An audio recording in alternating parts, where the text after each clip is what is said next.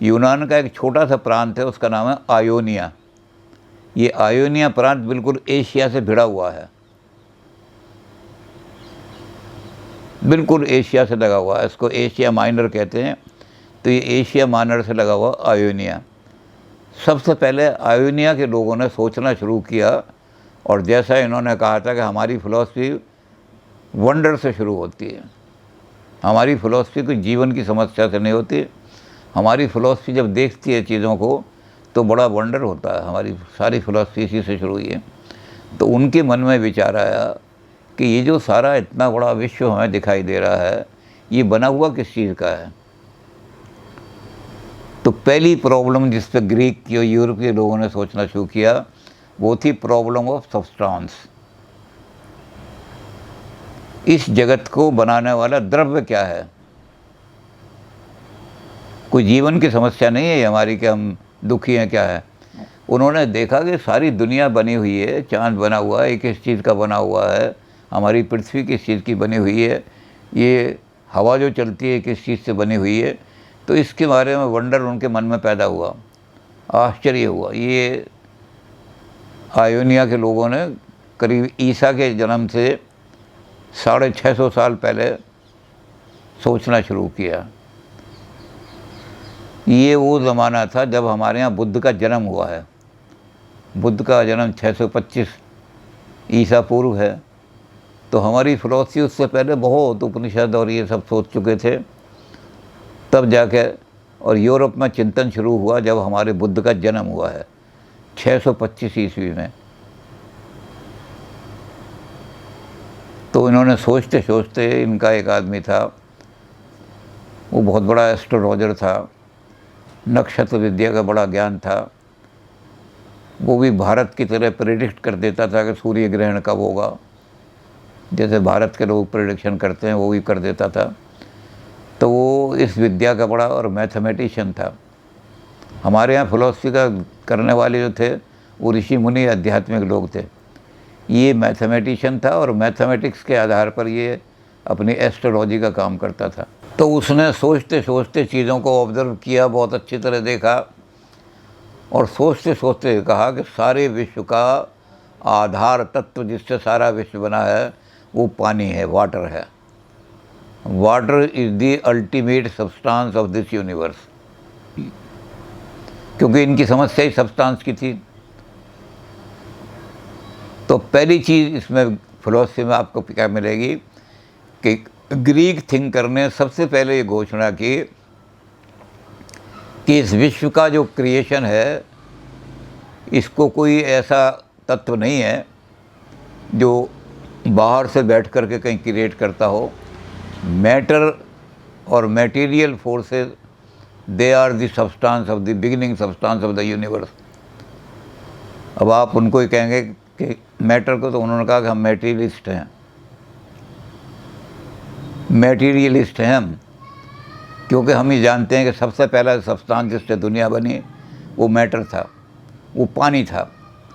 अब इन्होंने पानी को जब देखा कौन सा पानी, तो उन्होंने देखा कि पानी ही आदमी को, पानी ही जीवन को पैदा करता है।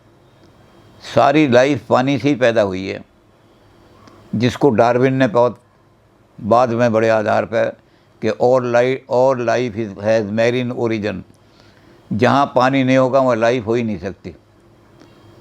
तो इसको ग्रीक लोगों ने बहुत पहले कह दिया था, ग्रीक फिलोसफर्स ने, कि पानी ही अल्टीमेट सब्सटेंस है इस दुनिया का बनाने वाला। अब ये पानी क्या होता है, पानी सस्टेन भी करता है लाइफ को। आप एक पौधा लगा दें, छोटा सा पौधा लगा दें, लेकिन उसको 2 दिन पानी ना दें तो पौधा मर जाएगा, ख़त्म हो जाएगा, पौधा रहेगा नहीं। तो लाइफ की बिगिनिंग भी मैटर से है, पानी से है, और लाइफ को सस्टेन भी पानी ही करता है। अब ये पानी क्या है, इसके अंदर एक गुण है पानी के अंदर कि ये पानी जब हल्का होता है, धीरे धीरे वेपर जिसको कहते हैं, जब ये पानी वेपर बनता है तो इस पानी से एयर पैदा हो जाती है, और वो एयर जो है सस्टेन करती है हमारी लाइफ को। वो सांस बन जाती है, प्राण बन जाती है, प्राणवायु। तो पानी ही हमारी लाइफ को दोनों तरह से सस्टेन कर रहा है। पानी से ही हमारे लिए सब चीज़ें पैदा होती हैं और पानी भाप बन जाता है। और यही पानी जो है जब ठोस हो जाता है, जम जाता है, सर्दी पड़ती है, तो झीलों में हम देखते हैं तो यही पानी जो है ये अर्थ बन जाता है जब जम करके।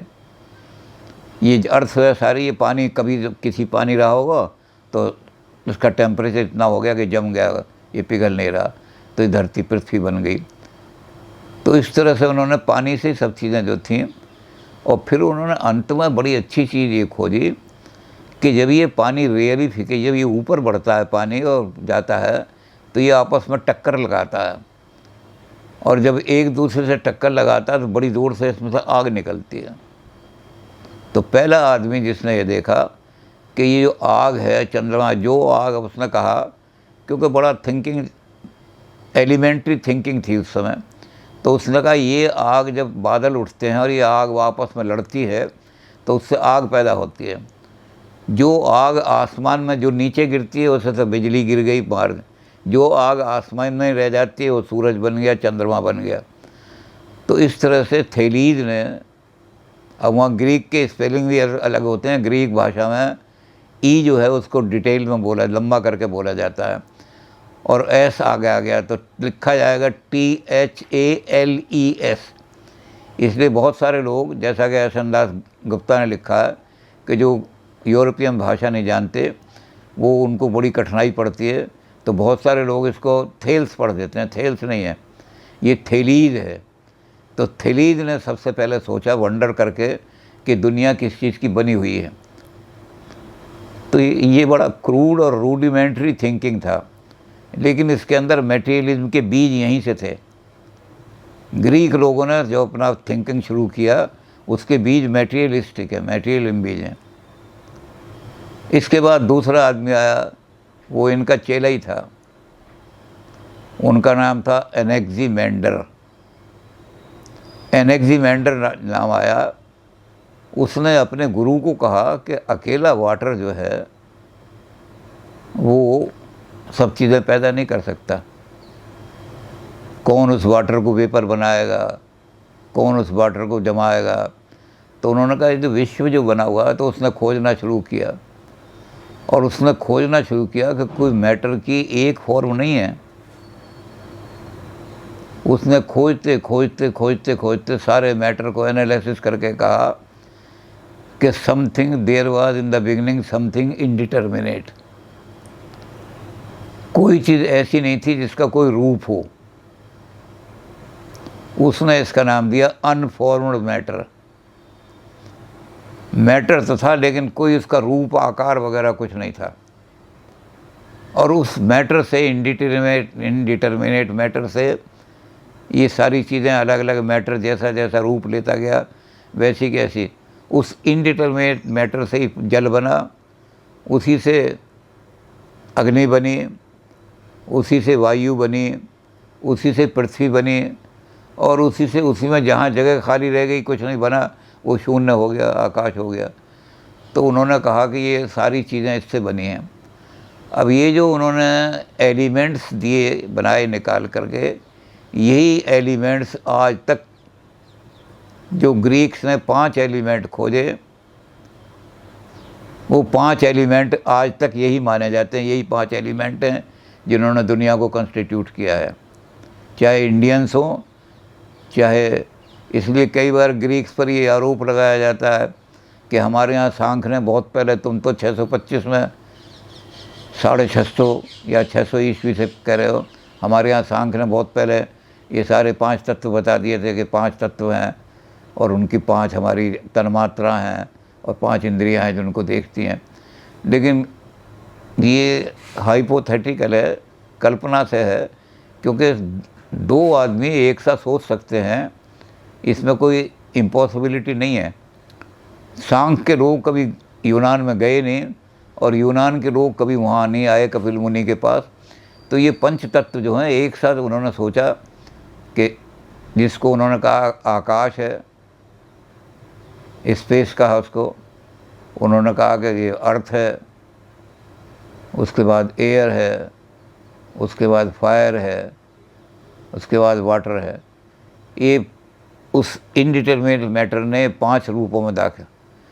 तो पंच तत्व का सिद्धांत भी ग्रीक्स ने दुनिया को, सारे यूरोप को दिया के 5 एलिमेंट हैं। इन एलिमेंट से ये भी ग्रीक्स की देन है।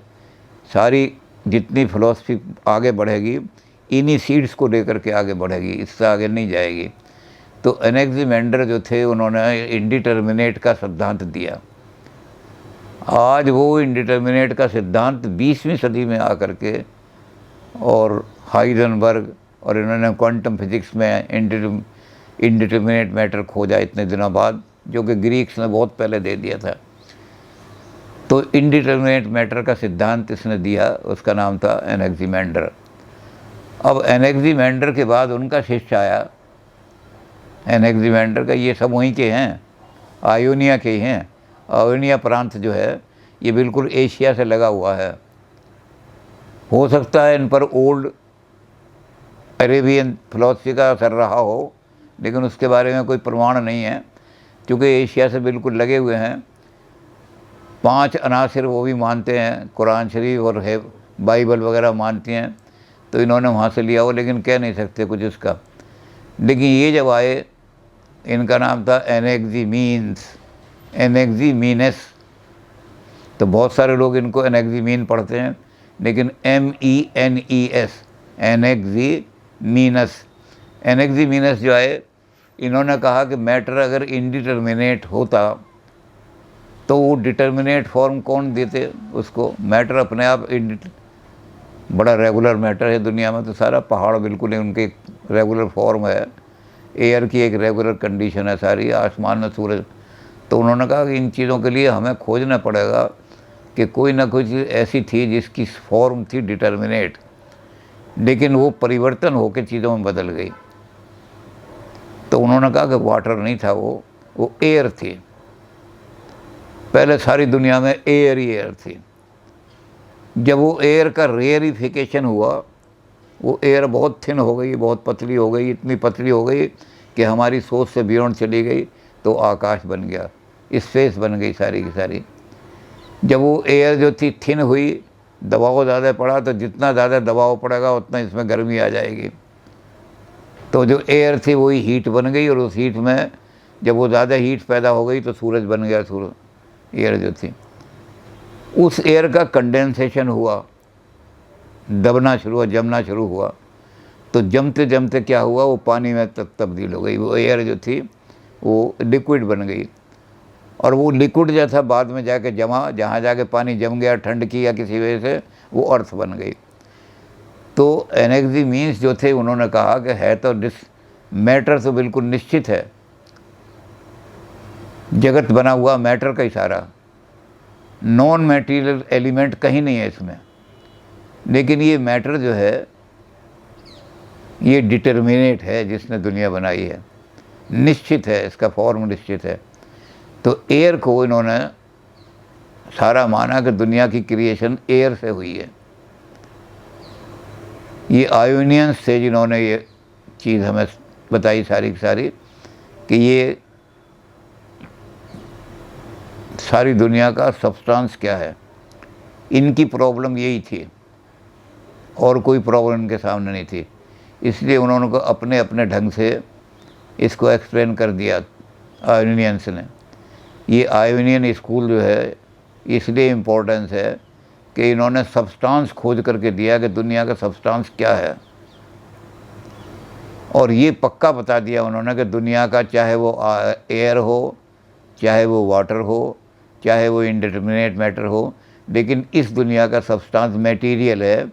नॉन मटेरियल चीज़ ने ना दुनिया बनाई, ना कोई बना सकता है नॉन मटेरियल चीज़। तो वहाँ से मटेरियलिज्म शुरू हो गया। पाश्चात्य लोगों का जो बिगनिंग है वो मटेरियलिज्म से है, भारत का बिगनिंग अध्यात्म से है, पाश्चात्य का वहाँ से है। लेकिन इन 3 थिंकर्स के बाद आयोनिया में थिंकिंग ट्रेडिशन ख़त्म हो गई। कोई बड़ा आदमी थिंकिंग करने वाला उस आयोनिया प्रांत में पैदा नहीं हुआ।